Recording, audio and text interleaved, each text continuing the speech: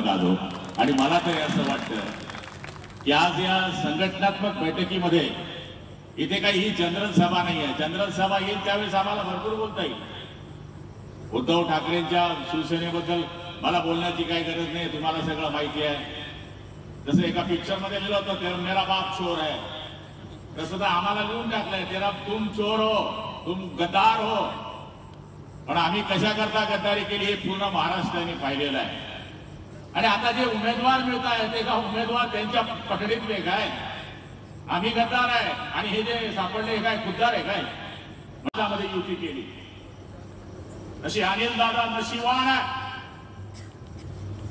आता पहिल्याच वेळेस निवडून आले, 25 साल तो भाजप में रहे, पण 3 वेळेस तुम्ही पडले, नंतर तुम्ही निवडून आले, भूमी पत्र म्हणून निवडून आले। योगायोग बघा, आमच्या मागे तुम्ही आले, मंत्री झाले। पहिला नशीबवान माणूस आहे, पहिल्याच वेळेस पहिल्याच टर्म मध्ये मंत्री झाले, ते पण कॅबिनेट। मला राज्यमंत्री व्हायला 3री टर्म लागली, तिची अर्धीच भेटली। फोटो यायचा टीव्हीवर, मंत्री बनने वाले, मी कोटबीट शिवला नाही बरं त्यावेळेस। मला म्हणलं हा कोट दुवाड असते, हा जर घातला तर माणूस मंत्री नाही होत। पण आपल्या आशीर्वादाने 3ऱ्या टर्म मध्ये आम्ही मंत्री झालो, ते राज्यमंत्री झालो। नंतर देवाच्या कृपेनं शिवसेना भाजपची सत्ता आली होती, पण कोणी ती सत्ता बदलवली हे मी सांगण्याकरता उभा नाही आहे। त्यावेळेस पक्षाचा नेता आदेश देतो त्याप्रमाणे आमदारांना काम करायचं असतं, म्हणून सगळ्या आमदारांनी उद्धव साहेबांना मुख्यमंत्री करण्याकरता साथ दिली। ते मुख्यमंत्री झाले, त्यांच्या कॅबिनेटमध्ये मला कॅबिनेट मंत्रीपद मिळालं। पण ज्यावेळेस आमच्या लक्षामध्ये आलं की आपण आपल्या विचारांपासून लांब जातोय, त्यावेळेस आम्ही सगळ्यांनी त्यांना सांगण्याचा प्रयत्न सुद्धा केला। लोक म्हणतात तुम्ही गेले फुटले, अरे फुटले नाही, त्यांच्या समोर गेलो, संजय राऊतच्या समोर गेलो, संजय राजाराम राऊत, त्याच्या समोर हा गुलाब रघुनाथ पाटील गेला, हा खानदेशाचा पोट्टा गेला आणि सांगितलं अजूनपर्यंत ते वातीपर्यंत पोहोचले। बुलालो, सुबह का बुला है कि शाम को वापस घर को आ जाए तो उसे बुला नहीं कहते, त्यांना वापस बोलवा। त्यावेळेस या लोकांनी आम्हाला हिरवलं, म्हणून आम्ही 20 आमदार गायब झालो। मला घ्यायला कोण आलं? हे आले गिरीश भाऊ महाजन, ते मंगेश चव्हाण सफाई कामगारचा ड्रेस घालून आले। आले कोण आले माझ्या बंगल्यामध्ये, आणि मी कशात गेलो? ऍम्ब्युलन्स मध्ये गेलो।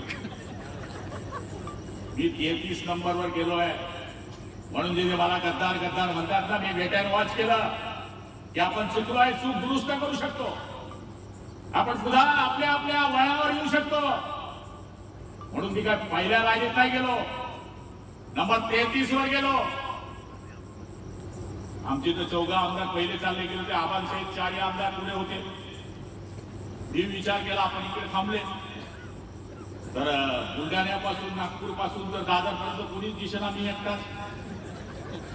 शाही खांदे चालले गेले, मग आग्यानं काय करू? मी नबी धरला मूर्छन मागून टाकली, मग चिल्लर गिरीश भाऊने मंगेश दादा राम बोलो भाई राम बच गए। आणि हे सरकार आलं, 2.5 वर्ष या सरकारची प्रगती आणि गती ही आपल्या डोळ्याच्या समोर आहे। हे जे बोलतात हे नॅशनल हायवे नुसते यांच्या रोडवर फक्त भाजप शिवसेनेचे कार्यकर्ता फिरत नाही।